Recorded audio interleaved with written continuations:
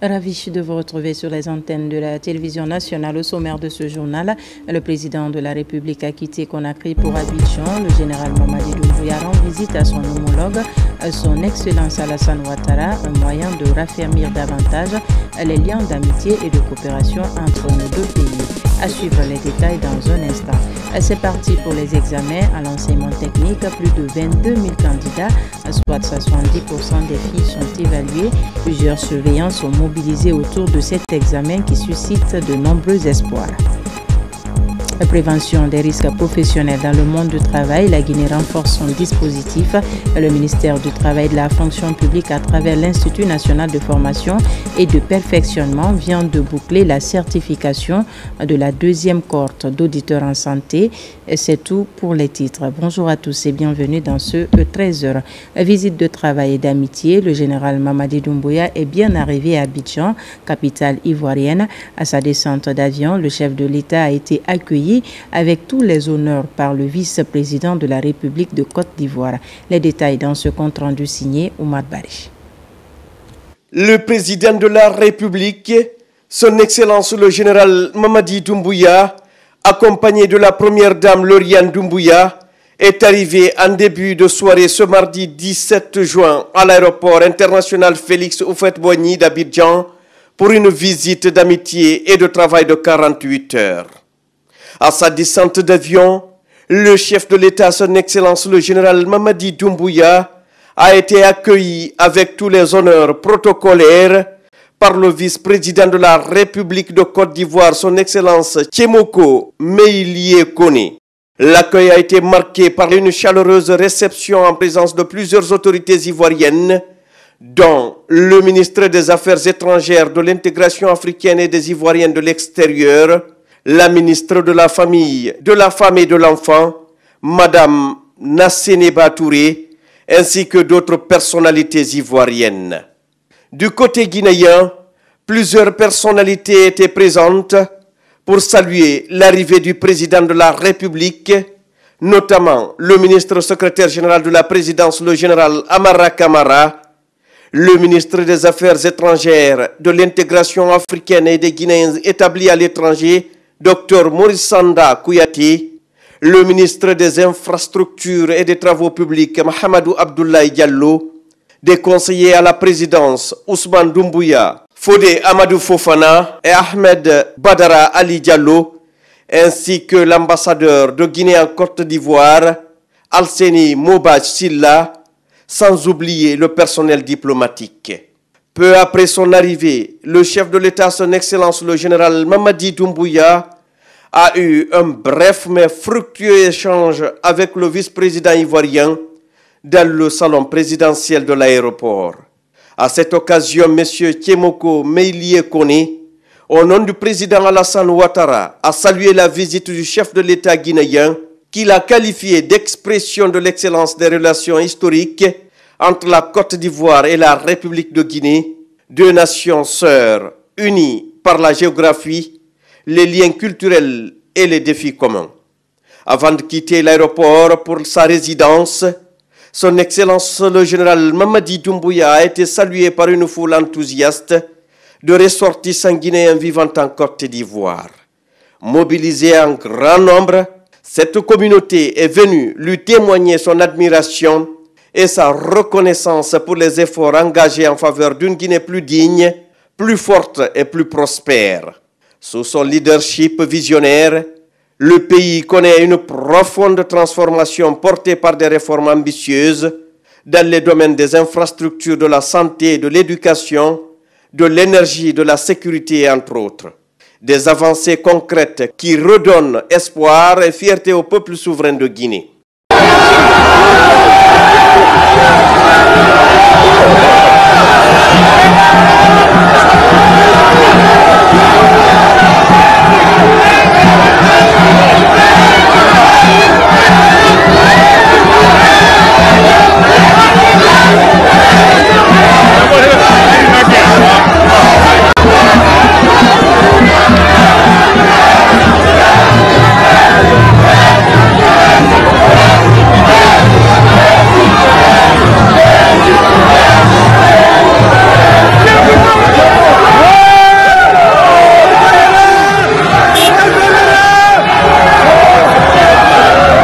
Cette première visite officielle du chef de l'État en Côte d'Ivoire constitue une opportunité pour les deux parties de renforcer leur coopération bilatérale. Les deux chefs d'État aborderont des dossiers d'intérêt commun, notamment les enjeux de développement socio-économique. Dans un contexte sous-régional exigeant, la mutualisation des efforts s'impose comme une nécessité pour mieux répondre aux attentes des populations guinéennes et ivoiriennes. Retour à Conakry. Dans le cadre de la mise en œuvre de son plan stratégique 2023-2025, l'ARPT inscrit parmi ses priorités la promotion de la formation et de la recherche en renforçant la synergie avec les établissements d'enseignement supérieur. C'est dans cette optique que les étudiants de l'école supérieure multinationale des télécommunications et ceux de l'université Mercure ont été accueillis dans les locaux de l'entité pour échanger sur les difficultés majeures afin de les outiller convenablement. Eugène Dunamou, Tierno Maroufba. À l'autorité de régulation des postes et télécommunications, une journée découverte des métiers se tient pour les étudiants. Cette initiative vise à permettre aux apprenants, aux jeunes diplômés, aux stagiaires et aux partenaires de mieux comprendre les missions, les métiers ainsi que les compétences mobilisées au sein de l'ARPT. Dans le programme Simandou 2040, nous avons une sous-composante qui est Simandou Academy. Et cette journée permettra aux étudiants des deux universités présentes ici aujourd'hui d'apprendre quels sont les métiers exercés au sein de l'ARPT, quelles sont les directions que nous avons et tout ce que nous faisons du matin au soir. Les procédures de recrutement, les droits et devoirs du consommateur, la qualité du service et la gestion du spectre ont été expliqués au cours de cette journée. Une journée de découverte des métiers dont l'objectif est de créer un pont entre le monde professionnel et les jeunes étudiants.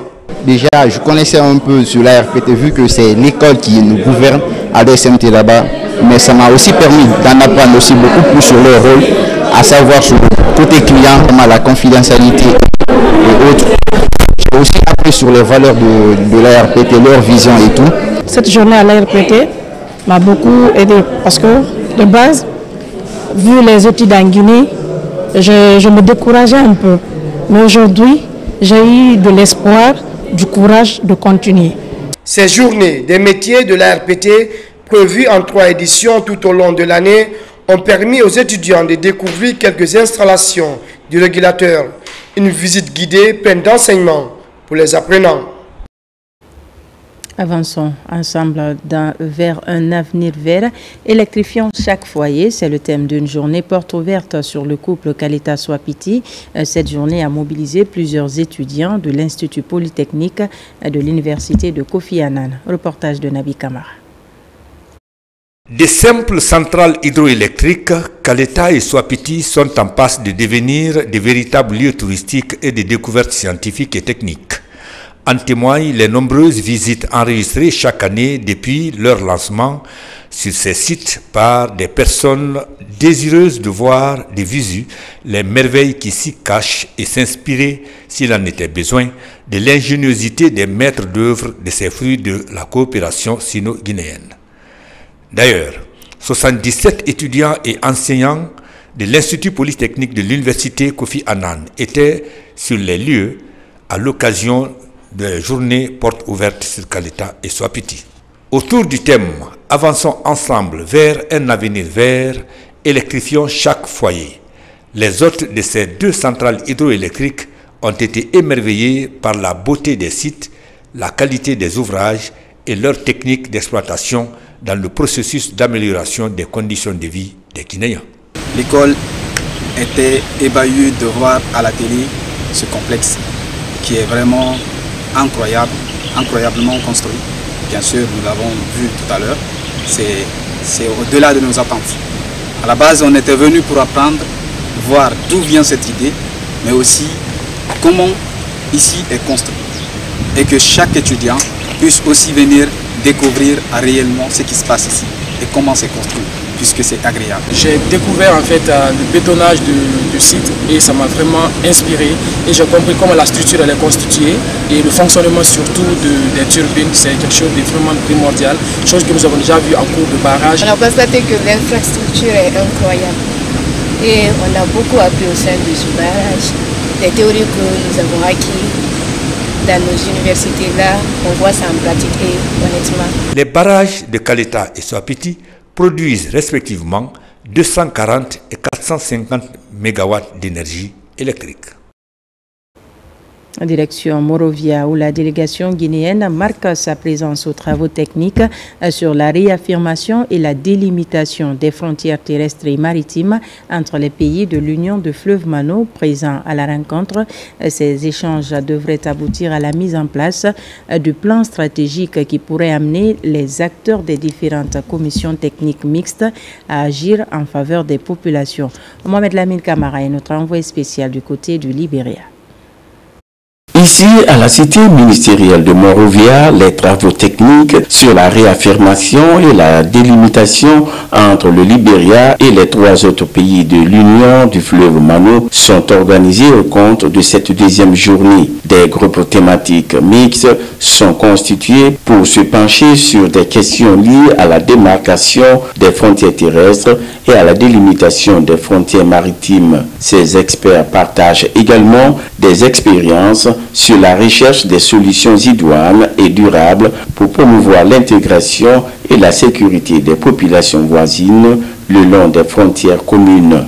La participation de la Guinée est très salutaire et surtout que la Guinée est un pays qu'on peut même qualifier initiateur de ces différentes rencontres parce que nous sommes en avance par rapport à ces 3 autres pays qui sont nouveaux dans l'organisation.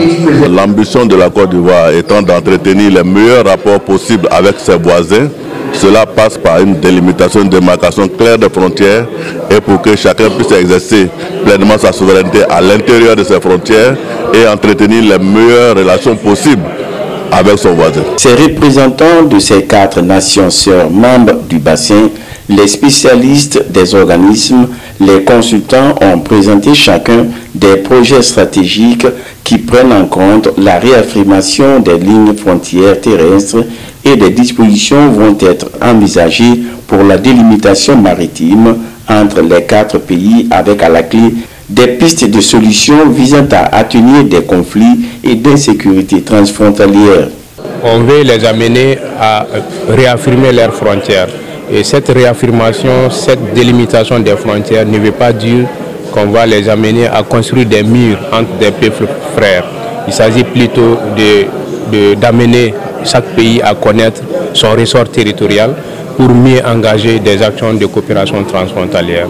Au terme de ces travaux, un plan stratégique contenu dans un document de base sera mise en place des initiatives locales qui permettront à ces acteurs de mener à bien leur mission au bénéfice des populations frontalières. L'actualité, c'est aussi le début des examens à l'enseignement technique. Au moins 22 500 candidats, soit 70% des filles, sont évaluées. Plusieurs surveillants sont mobilisés autour de cet examen qui suscite de nombreux espoirs. Thierno Osman Diallo nous fait le point.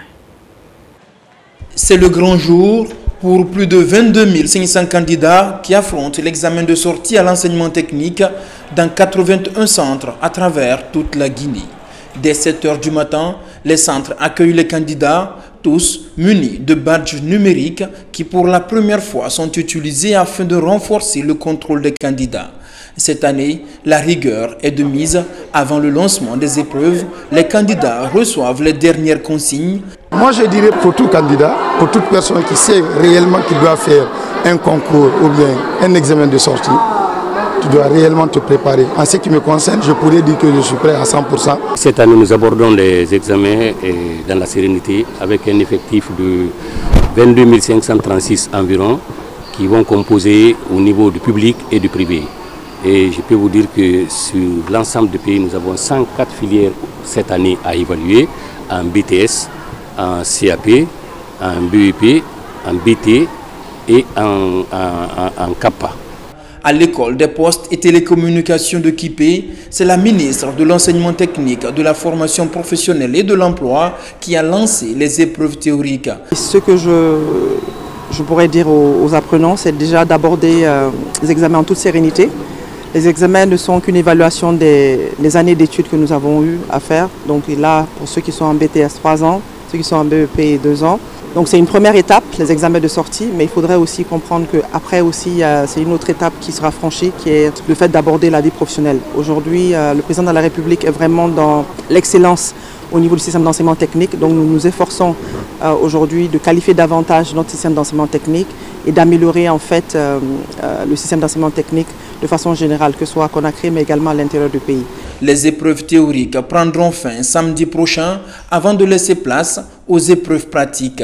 À travers le pays, près de 2500 surveillants ont été mobilisés pour garantir la crédibilité et le bon déroulement de cet examen. Vous l'avez donc compris, l'enseignement technique et professionnel est désormais un passage obligé pour des jeunes ayant opté pour les métiers. Et les échos du lancement officiel dans les différentes régions du pays avec Lancé Kamisoko, Mohamed Saloupa et Mohamed Lamine Diallo. Suivez. Ce mardi 17 juin 2025 est un jour crucial pour des milliers de jeunes Guinéens. À l'école normale d'instituteurs de Zérékori, le coup d'envoi officiel des examens de sortie des écoles techniques et professionnelles est donné ce matin, ouvrant ainsi la voie à l'insertion professionnelle pour cette nouvelle cohorte de diplômés potentiels. Les attentes sont grandes au niveau décisionnel et les engagements des acteurs le sont aussi. L'examen, on doit le moraliser. Et pour le moraliser, il faut que les surveillants et les secrétaires jouent pleinement leur rôle et que les candidats font de sorte que vraiment, ils ne rentrent pas dans des choses qui amènent un surveillant à les frauder. Ces examens, point culminant de plusieurs années de formation, représentent un tremplin essentiel vers le marché de l'emploi pour ces jeunes qui ont choisi des filières aussi diverses que la mécanique, l'électricité, la santé communautaire, l'hôtellerie ou encore l'agriculture. Contre la région de Kindia, on présente 5412 candidats repartis dans 5 centres. C'est-à-dire toutes les préfectures ont reçu des candidats. À Mamou, les examens de sortie des écoles professionnelles, session 2025, ont été officiellement lancés ce matin. Pour cette première journée, les 287 candidats ont affronté dans le calme et la sérénité les épreuves de français. Toutes les mesures sont mises sur pied parce que c'est sécurisé. Et les enfants aussi, les candidats, ils sont à l'aise. Comme son Excellence a dit, ils ne sont pas là pour frauder, ils sont là pour empêcher qu'il y ait la fraude. À l'instar des autres régions du pays, le lancement officiel des examens de sortie des établissements professionnels session 2024-2025 a été effectif dans la région de l'Abbé, à l'enceinte de l'ENI. En présence des autorités administratives, le premier responsable de l'enseignement technique de la région rassure les 745 candidats, dont 515 filles, toutes options confondues, sur les dispositions prises pour le bon déroulement des épreuves. Nous avons pris toutes les dispositions, en commençant par aménager les différentes salles, et nous avons aussi réussi à placer les candidats de telle sorte qu'ils soient alternés dans les différentes salles, et tous les dispositifs sont déjà mis en place pour le bon déroulement des examens en tenant compte aussi de la sécurité et de la santé des candidats. À Cancan, il est 8 h du matin au centre Briqueterie 2. Devant les salles d'examen, les candidats sont soumis à une fouille systématique avant de rejoindre leur table. Dans ce centre, les candidats issus des différentes écoles professionnelles publiques et privées sont évalués dans plusieurs filières. Autorités locales et responsables en charge de l'enseignement technique sont présents pour rappeler des consignes tolérance zéro pour des évaluations théoriques et pratiques réussies. Les examens ont démarré dans les conditions les meilleures dans la région administrative de Cancan. Nous sommes dans le centre Briqueterie 2 qui reçoit les candidats sages-femmes, les TSC et les ATS. Et vous-même, vous voyez l'atmosphère dans la cour. Il y a le calme, il y a la sérénité. L'épreuve vient d'être lancée par Madame la chef de cabinet dans de très bonnes conditions. À l'ouest du pays, la région de Bouquet a également entamé les examens de sortie des écoles techniques et professionnelles dans le calme et la sérénité. Acteurs locaux du système éducatif, délégués et autorités administratives se sont mobilisés pour la réussite de cette transition des jeunes du banc vers le monde professionnel. Madame la ministre a mis toute son énergie pour que cet examen se passe dans de très bonnes conditions. Vous avez vu le report parce qu'il y avait des anomalies. Et par la grâce de Dieu et par la grâce de la volonté des autorités de l'enseignement technique, Madame et son cabinet, Hadi Aminata Kaba, vous avez vu, on a corrigé toutes ces anomalies et aujourd'hui, tous les candidats et candidates sont installés dans leur salle. Représentant un enjeu majeur pour le développement durable du pays, le lancement de ces épreuves se déroule sous l'œil vigilant des autorités administratives. Dans le même sillage, le ministère de l'Enseignement supérieur et de la Recherche scientifique et de l'Innovation poursuit son programme de modernisation du système d'enseignement supérieur en Guinée à l'Institut supérieur de technologie de Mamou. Des enseignants-chercheurs sont outillés sur la pédagogie universitaire. Cette pédagogie tant attendue permettra aux acteurs du système d'améliorer leur méthode de travail dans la formation. Mamadou Paté-Baldé est notre correspondant dans la zone. À l'Institut supérieur de technologie de Mamou, la pédagogie universitaire constitue un défi majeur à relever. Axée sur le système LMD, cette pédagogie utilise l'entrée par les compétences et facilite sa mise en œuvre lancée en 2007. D'où l'intérêt de cette formation. Le LMD a été adopté en 2007. Il y a une pédagogie propre au LMD. Mais malheureusement, les acteurs n'ont pas été rapidement préparés à cette pédagogie.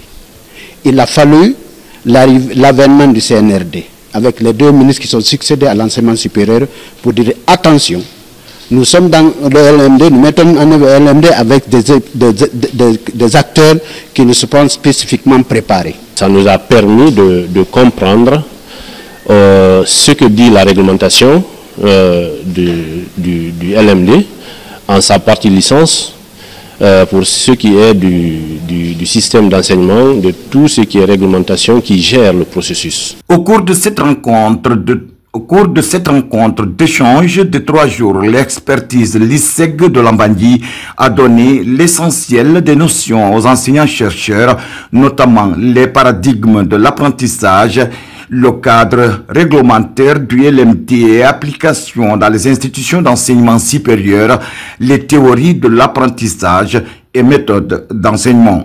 On s'attend à ce que ce qu'ils ont appris ici puisse impacter de manière positive sur leur enseignement au quotidien et que cela c'est récent quant à la qualification et aux performances de nos étudiants.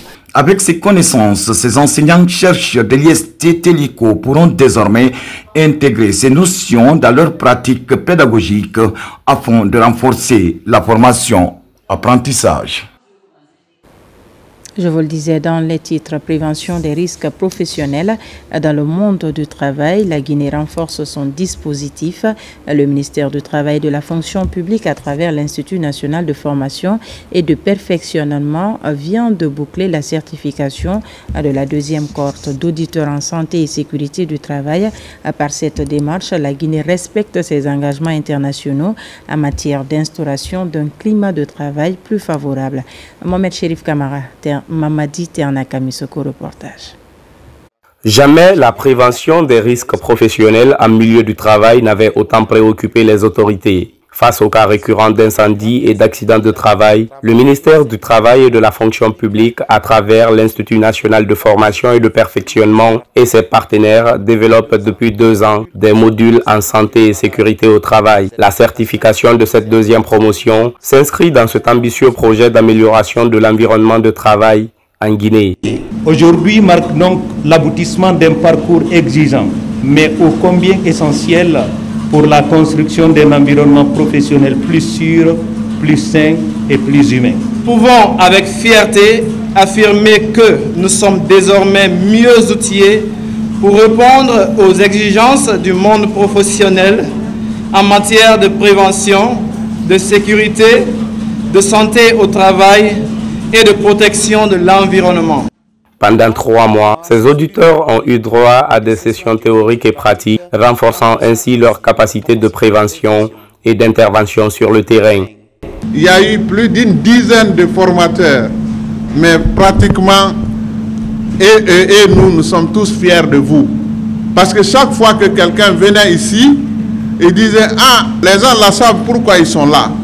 Et quand j'ai envoyé leur évaluation à OCHA, OCHA m'a dit qu'ils sont prêts à les certifier tout en tenant compte de l'évaluation que nous avons eu à faire. Déployée sur une période de 3 mois, cette formation s'inscrit pleinement dans la vision stratégique du gouvernement qui fait du bien-être au travail un pilier essentiel de la performance des administrations et des entreprises.